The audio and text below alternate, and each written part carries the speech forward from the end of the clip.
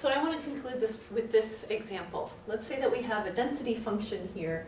Our f function is given by x times y plus z.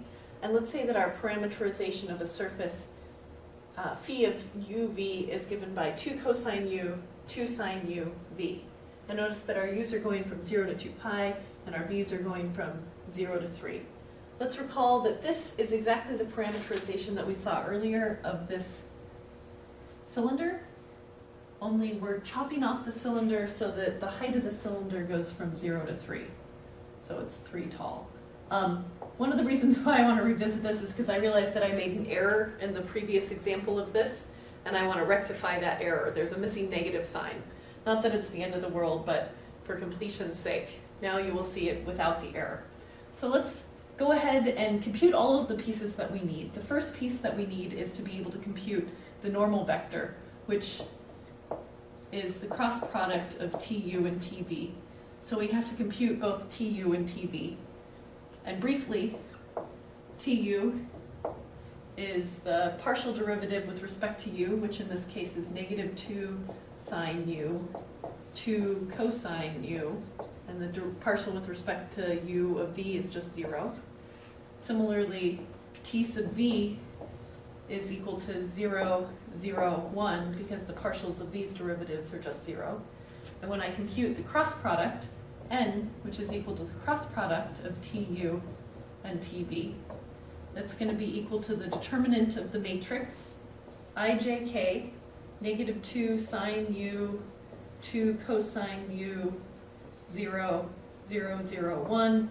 This is where I made the error last time. So my first component, my ith component, is 2 cosine u minus 0, which is just 2 cosine u.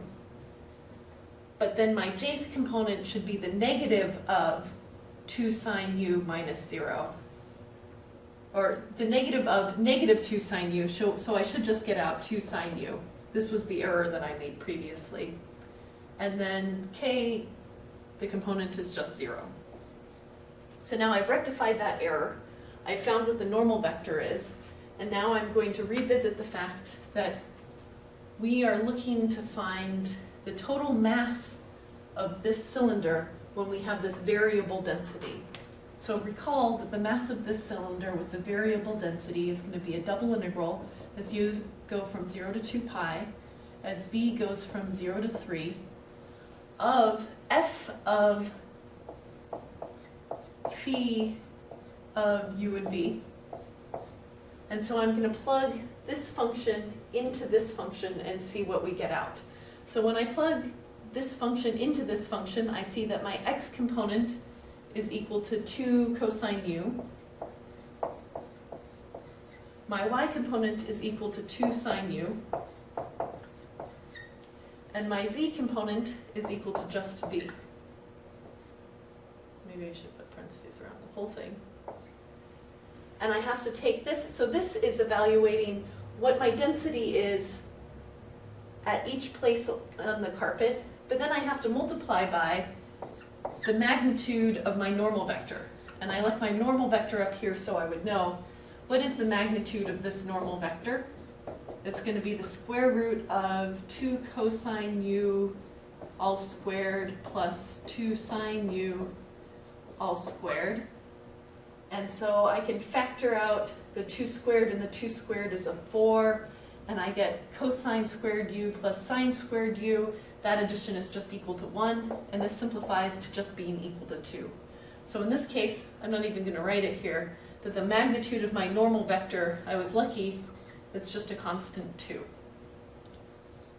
dv, du. And at this point, now we just get to integrate.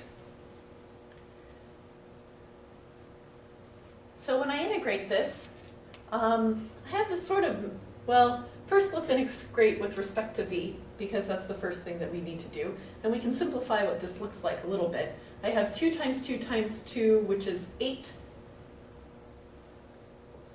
cosine u sine u.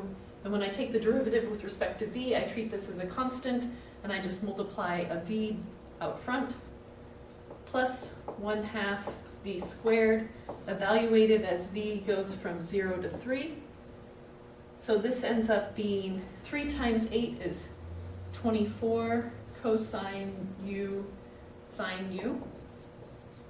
I should leave my integral out front because there's still an integral of du lurking out front. And then this term evaluated at 3 is going to be 9/2.